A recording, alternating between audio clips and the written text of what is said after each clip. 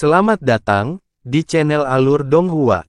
Sebelum menonton, silahkan subscribe, biar Mimin tambah semangat update-nya. Di luar aula terpencil di Sekte Naga Kabut, kekosongan bergerak, dan sosok Han Li muncul. Di luar aula, dua penjaga berbaju biru berdiri di kedua sisi. Aura mereka kuat, telah mencapai tahap lanjutan Dewa Tai. Ketika keduanya melihat sosok Han Li muncul, ekspresi mereka berubah, dan hendak berteriak.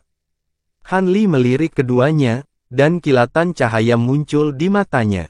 Kedua penjaga segera membeku, seolah-olah mereka telah berubah menjadi dua patung. Han Li mengabaikan keduanya, dan memandangi istana yang tertutup rapat di depannya. Gerbang istana tertutup rapat, dan ada lapisan cahaya biru kabur di atasnya. Jelas sekali ada larangan yang sangat kuat. Han Li memandangi gerbang istana dari atas ke bawah, lalu berbalik untuk melihat ke kejauhan, dan menjentikkan lengan bajunya. 72 sambaran petir emas kecil keluar dari lengan bajunya dan langsung menghilang ke dalam kehampaan. Petir menyambar di kehampaan jutaan mil di sekitar benua laut langit, dan 72 pedang petir emas muncul, membentuk pengepungan melingkar besar, menyelimuti seluruh benua laut langit. Busur petir emas bermekaran dari pedang petir, dan saat saling terkait, mereka membentuk jaring petir emas berbentuk sangkar burung dalam sekejap mata, menyelimuti seluruh benua. Namun, jaring petir hanya muncul sesaat, dan segera menyatu ke dalam kehampaan dan menghilang. Namun, awan hitam muncul di langit di atas benua, dan menjadi semakin tebal, seolah-olah badai akan datang. Kultivator dari seluruh benua dengan cepat menyadari perubahan di langit, tetapi mereka tidak mengambil hati. Wilayah surgawi Longyuan kaya akan uap air, dan wajar jika terjadi badai. Setelah melakukan ini, Han Li bergerak, dan berubah menjadi cahaya keemasan, menembaki gerbang. Larangan di gerbang segera diaktifkan, dan cahaya biru seperti gelombang yang tak terhitung jumlahnya muncul, mencoba menghalangi invasi cahaya keemasan. Namun, cahaya keemasan tidak berhenti sama sekali, dan langsung menembus cahaya biru, dan masuk ke dalam gerbang. Di dalam istana di dalam gerbang, seorang lelaki tua berwajah kurus dan berbadan kuyu sedang duduk bersila di atas kaus kaki katail. Cahaya biru menempel di atas kepala lelaki tua itu, dan mengembun menjadi bunga biru berukuran sekitar 10 kaki, berputar, dan mengeluarkan suara Sansekerta. Potongan kelopak bunga biru terbang keluar dari bunga, berkedip dan berkeliaran di sekitar aula, dan mengeluarkan aroma yang aneh. Orang tua itu tiba-tiba membuka matanya, melihat keluar aula, dan hendak bangun. Dengan kilatan cahaya keemasan, sesosok tubuh telah muncul di aula, dan itu adalah Han Li. Orang tua itu bereaksi dengan cepat dan melompat. Cahaya biru di sekelilingnya bersinar terang, dan aura yang sangat melonjak meletus. Yang mengejutkan, dia telah mencapai puncak alam Zenith Heaven. Raungan keras dan kuat datang dari tubuhnya, dan dengan kilatan cahaya biru, bayangan naga biru sepanjang 1000 kaki muncul di sekelilingnya. Begitu gambar naga muncul, tubuh layu lelaki tua itu seperti jerami layu yang terkena embun surgawi. Otot-ototnya yang keriput membengkak, rambutnya yang beruban langsung menjadi hitam berkilau, dan kulitnya seputih batu giok. Dia tampak menjadi 50 tahun lebih muda dalam sekejap, dan aura yang dia pancarkan langsung berubah menjadi sangat liar, seperti naga perang yang mengaum melintasi langit dan bumi. Orang tua itu menyingsingkan lengan bajunya dan meninju Han Li. Kekuatan tinju yang sangat kuat menyerang Han Li, dan bayangan naga biru di sekelilingnya juga terbang dengan kekuatan tinju, menerkam Han Li. Kekosongan di aula retak, dan retakan yang tak terhitung jumlahnya muncul, tapi tidak meledak sepenuhnya. Itu seperti selembar kertas yang penuh retakan, tetapi tidak pecah, dan hampir tidak saling menempel. Pada saat yang sama lelaki tua itu meninju, semua batasan di Sekte Naga Kabut diaktifkan, dan cahaya bersinar terang. Seluruh sekte dikelilingi oleh cahaya biru, dan itu seperti lautan cahaya biru yang mempesona. Dalam sekejap, vitalitas dunia dalam jarak beberapa juta mil melonjak dan menyatu menjadi lautan cahaya biru. Setelah itu, semua kekuatan pembatasan langsung berkumpul di aula. Dinding di sekitar aula memancarkan cahaya air biru yang pekat, dan itu sangat dalam. Bahkan ada suara yang terdengar seperti musik indah dari zaman dahulu. Cahaya air biru yang tak terhitung jumlahnya keluar dari dinding seperti gelombang bergelombang, menyapu ke arah Han Li. Kekuatannya jauh lebih besar dari kekuatan pukulan orang tua itu. Segala sesuatu di aula tiba-tiba menjadi sangat berat, seolah-olah telah dipindahkan ke dasar laut, membuat orang tidak dapat bergerak sama sekali. Segalanya tampak rumit, namun sebenarnya terjadi dalam sekejap mata. Han Li merasakan situasi di luar dan sedikit mengernyit. Kemudian, dia mengendurkan alisnya dan dengan santai mengangkat tangannya untuk menyerang kekosongan. Cahaya keemasan bersinar di kehampaan, dan tinju besar terkondensasi dan ditinju. Tidak ada penglihatan yang luar biasa, dan kehampaan tidak berfluktuasi sama sekali. Namun, kekuatan tinju, bayangan naga, dan cahaya biru semuanya berhenti di jalurnya. Kemudian, mereka hancur dan roboh semudah ranting kering. Orang tua itu merasa ngeri, dan dia berbalik untuk melarikan diri. Namun, bayangan tinju emas itu bahkan lebih cepat. Dalam sekejap, ia muncul di atas kepala lelaki tua itu, mengubah tinjunya menjadi telapak tangan, lalu menamparnya. Orang tua itu meraung dengan liar, dan tubuhnya bersinar dengan cahaya biru. Lalu, dia mengangkat tangannya. Ledakan keras terdengar, dan seluruh aula bergetar hebat. Separuh tubuh lelaki tua itu terhempas ke tanah, dan tubuhnya kembali ke penampilan layu sebelumnya. Darah muncrat dari mulutnya, dan dia tampak setengah mati. Sebuah jari muncul di depan lelaki tua itu entah dari mana, dan jari itu mengetuk dahinya dengan santai.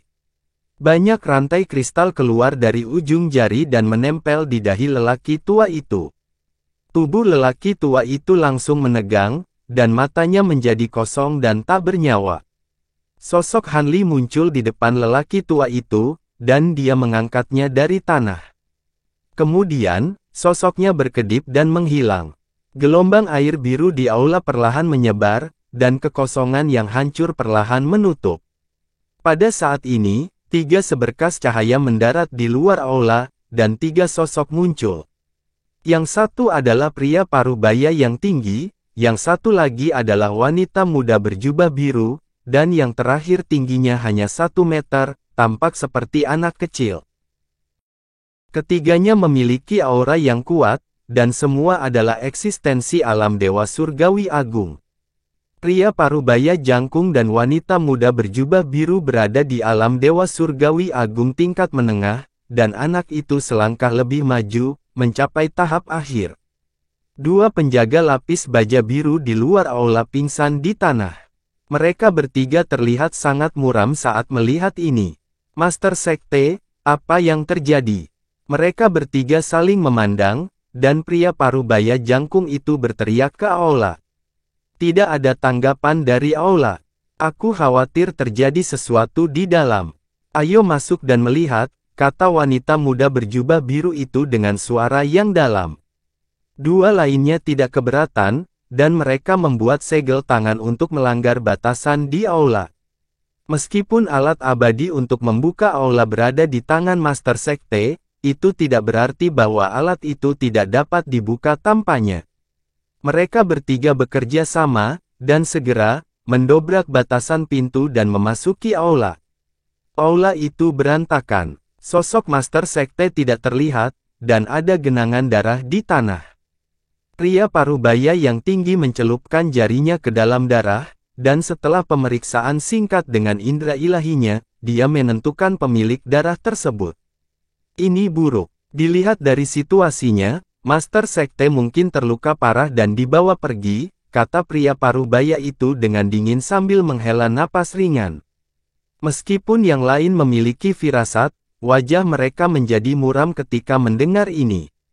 Kekuatan Master Sekte sudah berada di puncak alam Dewa Surgawi Agung.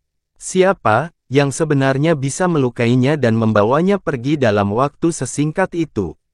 Mungkinkah wanita muda berjubah biru itu memikirkan sesuatu dan berkata dengan ekspresi masam? Itu benar. Jika itu adalah alam Dewa Surgawi Agung, tidak ada yang bisa melakukannya, tetapi jika itu adalah leluhur Dao, mungkin bukan itu masalahnya. Tiba-tiba anak laki-laki itu berkata.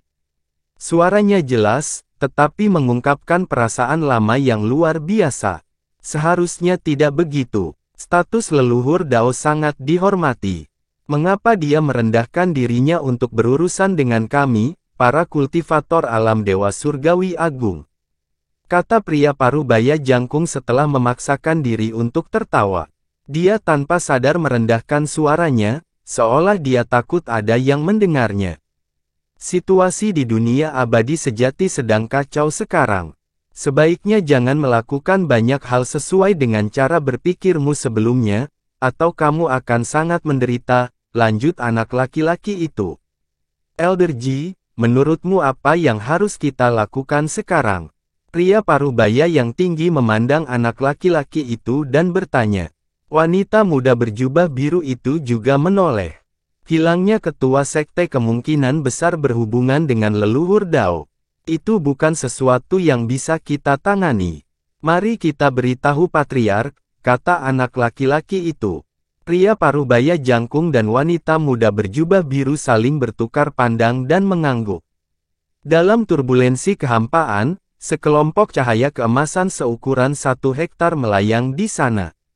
Bentuknya seperti telur raksasa, dan keadaan di dalamnya tidak dapat dilihat.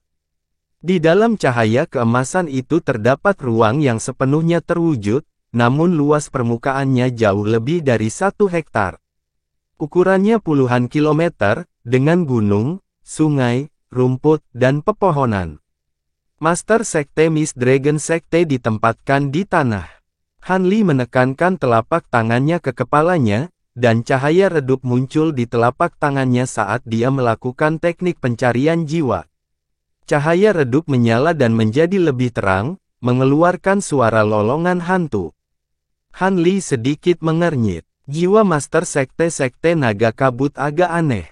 Tampaknya ia telah mengembangkan semacam teknik rahasia, dan semua kenangan dalam jiwanya dikumpulkan menjadi satu titik, membentuk segel yang aneh.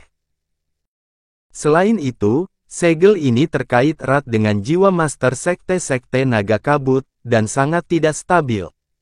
Jika dia dengan paksa menyelidikinya, jiwanya akan segera hancur dengan sendirinya. Han Li merenung dan dengan cepat menarik kembali telapak tangannya. Dia mengangkat tangannya dan menepuk Master Sekte Naga Kabut beberapa kali, menyegel basis kultivasinya, dan kemudian menunjuk ke tengah alisnya. Beberapa rantai kristal terbang keluar dari tengah alis Master Sekte Naga Kabut dan menghilang ke dalam tubuh Han Li. Master Sekte Miss Dragon Sekte terbangun perlahan. Dia melihat sekeliling, dan akhirnya menatap Han Li. Dia berkata, "Senior, kamu leluhur Tao yang mana? Mengapa kamu merendahkan dirimu sendiri dan menculikku di sini? Tuan Sekte Yangshan, kamu tidak perlu terlalu waspada. Aku tidak mengundangmu ke sini untuk membunuhmu. Aku hanya ingin menanyakan sesuatu padamu. Saat aku menyelesaikan apa yang ingin aku lakukan, kamu boleh pergi." Han Li melihat ekspresi Master Sekte Naga Kabut dan berkata sambil tertawa. Mendengar ini, Master Sekte Yangshan Sekte terkejut. Setelah berpikir lama, dia tiba-tiba menutup matanya. "Maksudmu kamu menolak bekerja sama denganku?" Han Li mengangkat alisnya. "Itu benar. Meskipun aku tidak tahu siapa kamu, kamu boleh lupa untuk mendapatkan apapun tentang leluhur dariku. Lakukan apapun yang kamu mau padaku," teriak Master Sekte Yangshan dengan dingin. "Aku harus bertanya padamu. Aku tidak punya pilihan selain membiarkanmu sedikit menderita," kata Han Li lirih. Dia tidak marah karena Master Sekte Yangshan menolak bekerja sama dengannya. Jika kamu ingin mencari jiwaku dengan paksa, ayolah. Leluhur secara pribadi memasang segel 9 naga di jiwaku. Bahkan jika kamu adalah leluhur Dao, kamu hanya dapat menghancurkan jiwaku. Jangan pernah berpikir tentang mencari ingatanku. Master Sekte Yangshan mencibir. Ternyata segelnya dipasang oleh Feng Qingshui. Cek, pintar sekali. Itu bisa mencegah sebagian besar leluhur Dao mencari jiwamu. Sayang sekali kau bertemu denganku. Han Li tersenyum tipis. Mendengar kata-kata Han Li, alis Master Sekte Yangshan bergerak, tapi kemudian dia kembali normal. Ada sedikit sarkasme di sudut mulutnya. Jelas, dia mengira Han Li sedang berbicara omong kosong. Segel 9 naga milikmu ini terkait erat dengan jiwamu, dan ada 9 jenis energi berbeda di dalam segel itu. Begitu kekuatan eksternal menembusnya, itu akan segera meledak. Cek, aku benar-benar tidak tahu harus mulai dari mana, kata Han Li sambil tersenyum. Pemimpin Sekte Yangshan menutup matanya dan mencibir ketika mendengar itu. Han Li berhenti sejenak sebelum melanjutkan, namun, segel 9 naga berkaitan erat dengan kekuatan indera spiritual Anda. Jika indera spiritual Anda melemah, kekuatan segel juga akan melemah. Misalnya, jika indera spiritual Anda mencapai level Dewa Emas, segel 9 naga tidak lagi menimbulkan ancaman. Bahkan jika meledak, segel itu akan mudah ditekan. Pemimpin Sekte Yangshan membuka matanya. Dia sepertinya memikirkan sesuatu, dan sedikit kegelisahan muncul di matanya. Han Li tidak mengatakan apapun lagi. Dia mengangkat tangannya dan membentuk segel tangan. 5 pancaran cahaya keemasan keluar dari tangannya. Yang satu sama eksplosifnya dengan api, yang satu lembut seperti air, yang satu setebal tanah, yang satu sekuat kayu, dan yang terakhir setajam emas. Setiap cahaya keemasan memancarkan kekuatan hukum waktu yang sangat berbeda. 5 lampu emas jatuh di sekitar Master Sekte Yangshan.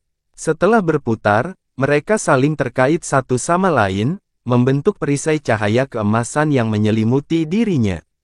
Api, air yang mengalir, pasir, pepohonan, roda emas, dan pola lainnya menyala pada perisai cahaya satu demi satu. Kelima hukum waktu menyatu beredar dengan cepat. Domain roh di dekatnya juga bersinar dengan cahaya keemasan saat beroperasi secara perlahan. Aliran waktu di sekitar Master Sekte Yangshan berubah drastis. Alam Zenith Heaven tahap akhir. Tahap pertengahan. Tahap awal. Dewa Primordial tahap akhir. Primordial tingkat menengah. Dalam sekejap mata, tingkat kultivasi Master Sekte Gunung Matahari turun dari puncak alam Dewa Surgawi Agung ke alam Dewa Emas. Ini bukanlah penurunan tingkat kultivasi biasa. Kekuatan hukum, jumlah lubang abadi, dan kekuatan jiwa semuanya telah jatuh ke tingkat Dewa Emas. Jika dia ingin kembali ke kultivasi sebelumnya, dia harus berkultivasi lagi. Perisai cahaya keemasan di sekitar pemimpin Sekte Yangshan berfluktuasi beberapa kali dan menghilang dalam sekejap. Kamu, apa yang kamu lakukan padaku? Orang tua itu merasakan perubahan pada tubuhnya dan berteriak ngeri. Kemudian, tekad muncul di matanya. Di dalam otaknya, ki-nya bergetar hebat. Dia akan meledakkan ki-nya. Namun, dengan kultivasinya saat ini, kecepatan terlalu lambat. Tangan besar Han Li langsung menekan kepala Master Sekte Yangshan, dan kekuatan jiwa yang tak tertandingi melonjak, dengan mudah menekan semua tindakannya. Ekspresi Han Li tetap sama. Dengan kultivasinya saat ini, tidak lagi sulit baginya untuk menggunakan seni ilusi 5 elemen. Kekuatan jiwa pemimpin Sekte Gunung yang juga telah jatuh ke tingkat Dewa Emas. Segel 9 naga tidak dapat menghentikannya mencari jiwanya. Pancaran cahaya redup meresap ke dalam pikiran Penatua Yang San dan segera memecahkan 9 segel naga, melihat ke dalam ingatannya. Alam rahasia naga kabut, jadi di sini, jika kamu mengetahui hal ini, mengapa kamu melakukan ini? Han Li mengangkat alisnya dan mencibir sambil menarik telapak tangannya. Master Sekte Yangshan memutar matanya dan pingsan. Han Li melambaikan tangannya dan cahaya keemasan menyapu tubuhnya. Di sebuah lembah jauh di dalam Sekte Naga Kabut, 3 berkas cahaya turun dari langit dan mendarat di lembah. Mereka adalah pria parubaya jangkung, wanita berjubah biru, dan anak laki-laki bermarga Ji. Di ujung lembah, ada pintu batu biasa. Ketiganya datang ke pintu dan berlutut di tanah. Anak laki-laki bermarga Ji mengeluarkan sebatang dupa dan menyalakannya. Gumpalan asap biru melayang keluar dan perlahan meresap ke dalam pintu batu. Di balik pintu batu itu ada dunia yang berbeda. Ada lautan luas tanpa dasar di mana-mana. Matahari biru menggantung di langit, memancarkan cahaya biru yang menyinari air di bawahnya. Kabut biru segera muncul dari permukaan air. Tampaknya diuapkan oleh matahari, dan laut dipenuhi kabut yang bergulung. Gelombang besar kadang-kadang muncul di bawah permukaan laut, memperlihatkan ekor raksasa. Jauh di dalam lautan, ada sebuah gua di dasar laut. Ruang di sini sangat luas, dan terdapat bebatuan yang padat, membentuk hutan batu. Kerangka besar tergeletak dengan tenang di hutan batu. Yang terbesar panjangnya puluhan ribu kaki, dan yang terkecil panjangnya ratusan kaki. Jumlahnya sangat banyak sehingga sulit untuk mengetahui berapa jumlahnya. Meskipun kerangka ini telah mati, mereka masih mengeluarkan aura yang sangat arogan yang meremehkan semua makhluk hidup. Ini adalah kerangka naga. Tempat ini sepertinya adalah kuburan naga. Seorang lelaki tua berambut putih dan berjanggut duduk bersila di atas batu biru besar di dalam gua. Itu adalah Feng Qingsui. Dia melihat ke depan, dan matanya berkedip seolah sedang memikirkan sesuatu. Setelah beberapa waktu, Feng Qingsui tiba-tiba bergerak dan meraih udara di depannya dengan satu tangan. Tiba-tiba, kabut biru muncul di depannya dan dengan cepat mengembun menjadi pusaran biru.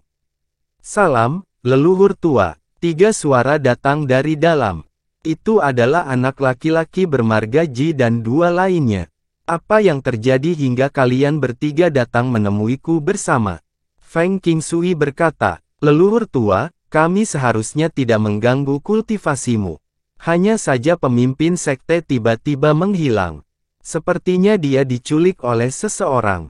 Dari jejak di tempat kejadian, kemungkinan besar leluhur Dao mengambil tindakan. Kami tidak bisa berbuat apa-apa, jadi kami datang untuk meminta bantuan Anda, kata anak laki-laki bermarga Ji itu. Oh, begitu. Ceritakan detail apa yang kamu lihat. Feng Qingsui mengangkat alisnya saat mendengar ini. Anak laki-laki bermarga Ji setuju dan kemudian menjelaskan apa yang dilihatnya secara detail. Dia tidak melewatkan satu detail pun. Yang San mengaktifkan arai 4 gelombang mengamuki tetapi tidak dapat melarikan diri. Dia diculik tanpa suara. Kemungkinan besar leluhur Dao mengambil tindakan, kata Feng Qingsui perlahan. Matanya menjadi gelap. Bukan masalah besar jika Yang San diculik. Masalahnya adalah dia tidak menyadarinya sama sekali. Meskipun dia berada di alam misterius naga kabut dan sedang memikirkan hal lain, dia seharusnya merasakan bahwa leluhur Dao telah mengambil tindakan di luar. Kamu tidak perlu khawatir tentang ini.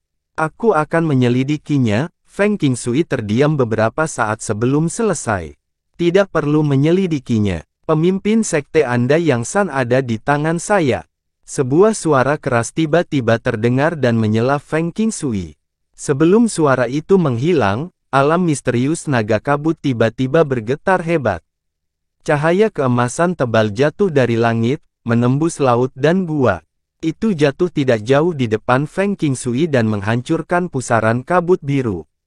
Setelah anak Ji dan 2 orang lainnya mendengar gerakan aneh tersebut, pertanyaan yang ingin mereka ajukan pun terhenti tiba-tiba. Ekspresi Feng Qingsui sedikit berubah dan dia terbang kembali. Di saat yang sama, kabut putih keluar dari tubuhnya dan mengelilinginya. Sosoknya tiba-tiba menjadi buram. Cahaya keemasan yang jatuh dari langit dengan cepat menghilang, menampakkan sosok pria berjubah hijau. Feng Qingsui memandang pria berjubah hijau yang tiba-tiba muncul. Dia mencari informasi tentang leluhur Dao dalam ingatannya, tetapi tidak ada yang terlihat seperti ini. Pada tingkat kultivasi mereka, dapat melihat sekilas apakah mereka telah mengubah penampilan atau tidak. Orang di depannya adalah penampilan aslinya. Namun, orang ini terlihat agak familiar. Sepertinya dia pernah melihatnya sebelumnya. Han Li mengabaikan Feng Qingsui dan telah menyebarkan indera ilahinya. Alam misterius naga kabut tidaklah besar, dan indera ilahinya dapat menutupinya sepenuhnya. Di laut dalam yang tak berujung, ada naga raksasa yang berenang. Mereka semua adalah naga berdarah murni, dan banyak memiliki kultivasi yang luar biasa. Ada lebih dari 10 ahli Zenith Heaven. Di gua bawah air, ada tulang naga yang tak terhitung jumlahnya. Alam misterius naga kabut bisa dikatakan sebagai sarang para naga. Meskipun naga itu luar biasa, Han Li tidak mencarinya. Dia menggunakan indera ilahinya untuk mencari setiap inci alam rahasia, dan wajahnya tenggelam. Itu kamu. Pada saat ini, seruan kejutan datang dari depan. Feng Qingsui tampak sadar saat dia menatap Han Li. Dia akhirnya ingat di mana dia melihat Han Li. Bertahun-tahun yang lalu dia diperintahkan pergi ke dunia debu untuk mengikat Yin Cheng Quan. Beberapa orang aneh masuk ke kota Jiuyu, dan salah satunya adalah Han Li. Namun, kultivasi orang ini lemah pada saat itu. Dia samar-samar ingat bahwa dia belum mencapai alam Dewa Tai. Baru beberapa tahun berlalu, dan kultivasi orang ini telah mencapai tingkat seperti itu. Feng Qingsui tidak bisa melihat ke dalam dirinya. Mungkinkah orang ini sengaja menyembunyikan kekuatannya? Kemungkinan besar orang ini dan iblis lainnya menghilang dengan sangat aneh. Saya pikir itu adalah iblis yang kuat yang menyelamatkan mereka, tetapi sekarang tampaknya orang ini melakukannya secara diam-diam, tebak Feng Qingsui. Apakah kamu menangkap Waner? Han Li menatap Feng Qingsui dengan mata dingin. Sebelum dia datang ke sini, dia telah menemukan gambar Feng Qingsui melalui kuil samsara. Dia tahu bahwa dia adalah leluhur Dao yang dia temui di dunia debu, jadi dia tidak terkejut. Aku tidak tahu siapa yang kamu bicarakan. Saya melihat bahwa kultivasi Anda masih di puncak alam Zenith Heaven, tetapi aura Anda telah mencapai alam leluhur Dao. Mengapa kamu menculik pemimpin sekte saya? Ekspresi Feng Qingsui berubah, menjadi tenang. Saudara Feng adalah seorang leluhur Dao. Bagaimana mungkin kamu tidak tahu apa yang telah kamu lakukan? Mengapa bertanya ketika kamu sudah tahu jawabannya? Han Li mencibir dan memberi isyarat. Bola cahaya keemasan muncul di depannya, dan sosok Nangong Wan muncul.